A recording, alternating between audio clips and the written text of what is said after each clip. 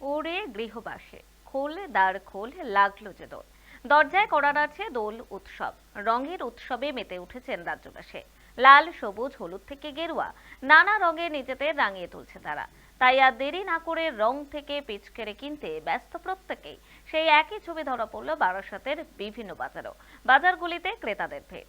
শিশু থেকে প্রৌঢ় রং কেনা থেকে বাদ যাচ্ছে না কেউ।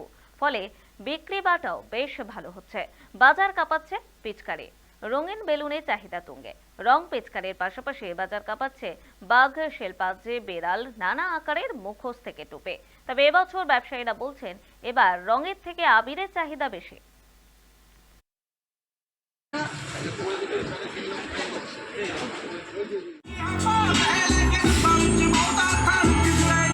বাচ্চারা আসছে, যার পছন্দ হচ্ছে একটুখানি আবির নিয়ে চলে যাচ্ছে, কেউ রং নিয়ে চলে যাচ্ছে, কেউ বেলুন নিয়ে চলে যাচ্ছে, কেউ একটা হয়তো বিস্কিট নিয়ে চলে যাচ্ছে।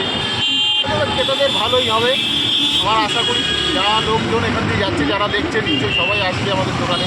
আবির সবই আছে, সবই বিক্রি হচ্ছে। এখন বেশিরভাগই হচ্ছে আবিরটা বিক্রি হচ্ছে। মোটামুটি ভালোই সাড়া পাচ্ছি আমরা। আবিরটা এত পরিমাণে চাইছে লোকেরা।